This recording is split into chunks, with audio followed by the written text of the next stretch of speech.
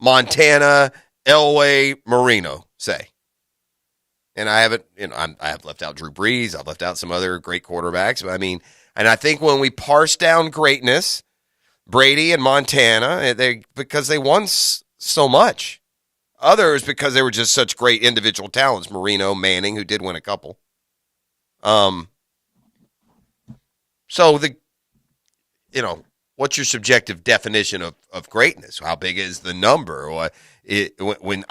When we say great, if you say Jim Kelly, is that on par with Peyton Manning? Are they both great? Is Warren Moon on par with Peyton Manning? Are they both great? I mean, those are good quarterbacks that they won. But the four that came up, and by far, again, Bills Mafia right now, they're just out and about. They're monitoring any and everything that's said. So a lot of love for Jim Kelly. He did take a team to 4 Super Bowls. He's a Hall of Fame. If you're in the Hall of Fame, you're a great player. So that's another sidebar to how ambiguous the definition could be. But so, yeah, Jim Kelly. But again, if I look up, and I just did a couple of generic searches, and I got Athlon Sports and NFL.com. So it's some pretty big, historical references. Most of those quarterbacks on the list of great quarterbacks in the NFL history, they show up in the 20s somewhere. Dan Fouts, 24. There's another name from the Chargers. Jim Kelly, 21 in one, 22 in the other. Is that great? Yeah, maybe it is. My point being, if you really want to establish greatness, especially recently,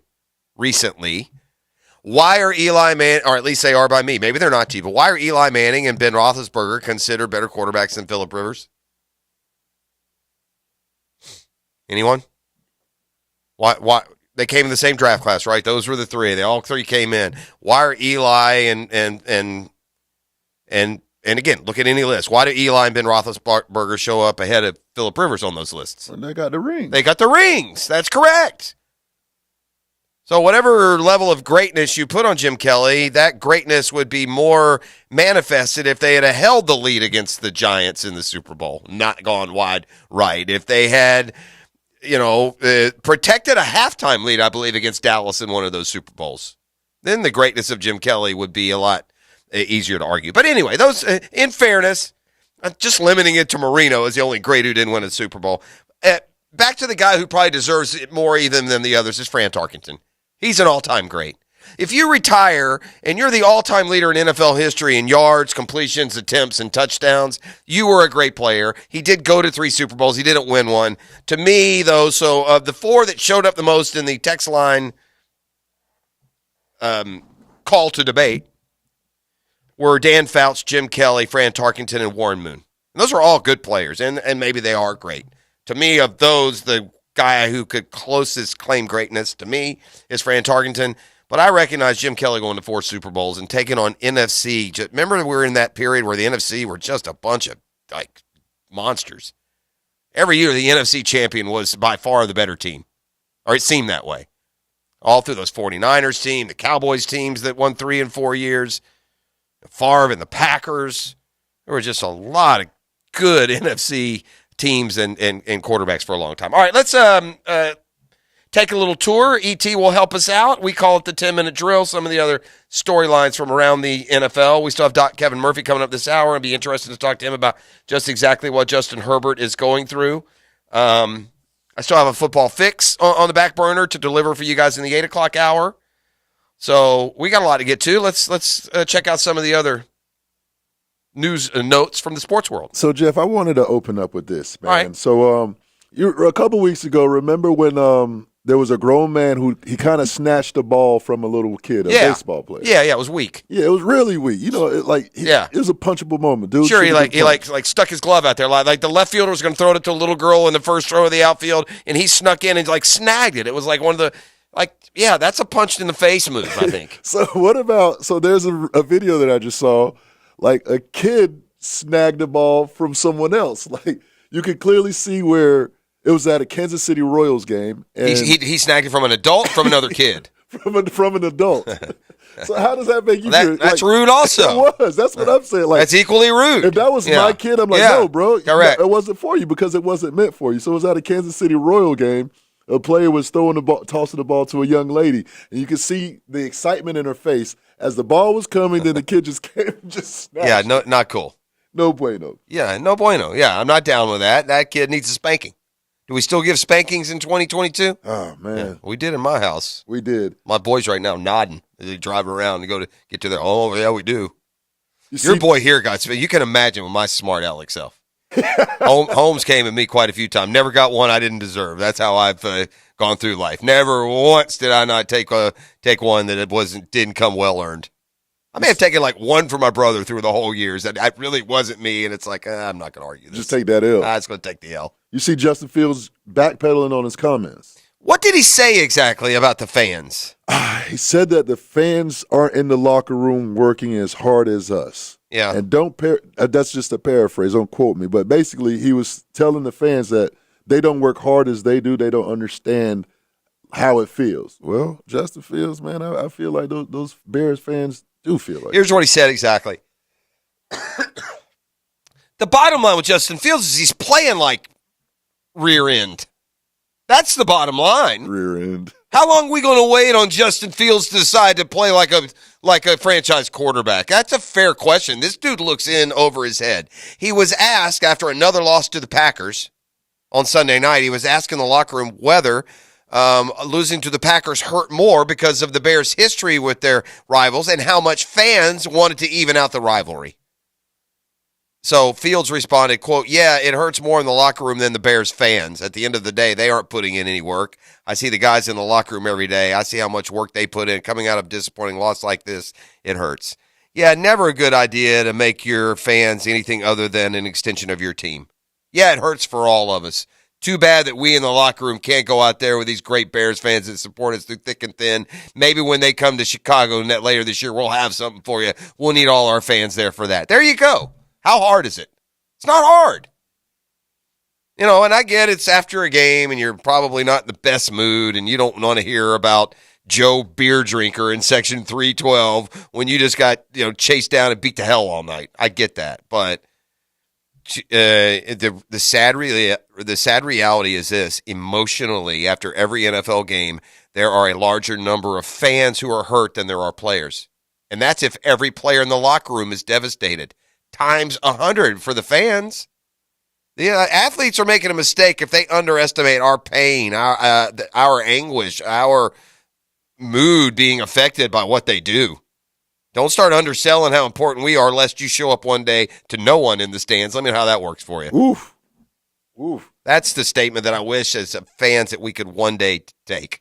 Completely take over the sports world, give a reminder to all of these guys how we are what makes it work. Without us, your skill, you're playing pickup ball over there at Wolfson High. Knock yourselves out. We've got stuff to do. And if one day, for across the board, the fan take action day, we didn't show up to anything, then maybe that perspective wouldn't be lost as quickly and easily as it was for Justin Fields. Robert Sarver. So he's going to sell. He's selling the Phoenix Suns and the Mercury. Well, you know what? And in his statement, he did make a point, and from this point of his quote, in our current unforgiving climate, it's become painfully clear that it's not possible that I make amends, and that's the dadgum truth. It's a dangerous game we're playing here. This zero tolerance nonsense. I don't mean this. I don't even know the reason. I don't care what they do with Robert Sarver, if what he did deserved to be. But I'm just saying the point is now there ain't no speaking up for yourself anymore. Not right now. And it can't last. It goes against human nature. You can't. And certainly there are levels and degrees of good or bad or mistakes. I'm not saying there aren't and that some shouldn't be judged more harshly. But, buddy, it'd be good. You know what a good business to start right now would be, E.T.? Start yourselves an ivory tower cleaning business, buddy. There are a lot of those ivory towers lining the streets of America these days. A lot of people sitting up in there without any course or recourse. So I did find that an interesting choice of words. In our current unforgiving climate, it has become painfully clear that I will not be able to make amends. So, I don't know exactly what he what he did. I know. I just do people not walk around the world? Are people not out and about at the mall and the grocery store and the gas station? I mean, I don't understand how these standards are placed on some people that the rest of the world isn't living by. It's like a murky, gray area of treading water in some ways. Yeah, it's definitely a gray area. It is, and you also at the same time have a much bigger onus as an owner, right? Yep. As a bastion of making sure that you are not, being offensive, right? See, that stage is bigger, right? So, but the NBA is happy, and most fans are happy. The players are happy, and the NBA did find that he used the N-word at least 5 times, quote, when recounting the statements of others. But that can be also used as some sort of excuse for using the word. I mean, you know what I'm saying? E.T., you tell me. Is there a difference between using the word and quoting the word as part of some other story? And I don't know the specifics of that. No, I mean, no, because at the end of the day, you just don't use the word. Regardless if you're repeating what I said, you replace the word with N-word or expletive. There you go. You just don't use the That's word. That's fair. Now, what about the argument that in today's day and age of climate, from entertainment to otherwise, or we've stood on a sidelines of an NBA game or of the N-word gets used all the time back and forth between games, brothers. Yeah, absolutely. So it's a double standard because we use it as a form of endearment in a sense whenever we're speaking to each other. However, whenever we feel like someone else is using that, it comes off as offensive. So all in all, the word just shouldn't be used in general. That would seem to be the easiest path to fairness. Because there are going to be some that aren't going to be able to budge off that. Well, hey, hold on now. He uses it. It's in music, and you like people who go on to concerts and stuff who admire these artists. You don't want them singing the words of your songs. Well, that's what I mean. Right? Then don't use them. And again, you got a bunch of little kids in suburbia, little white kids grow up in suburbia, listening to their hip hop artists or their thing, and they're using these words. And now, hold on, that's you know what I mean. Yeah. Although I would say when I grew up and I was listening to a song and I heard the F-bomb in it, I knew I wouldn't go bebopping through the house singing the song with the F-bomb. Right. This is the drill. Oh, we went deep there culturally. Yeah, we did. Yeah, we'll hug it out in the break. What's wrong with you? We got what is your problem? Doc Murphy next. The Drill on 1010XL from the studios of Republic Services. We'll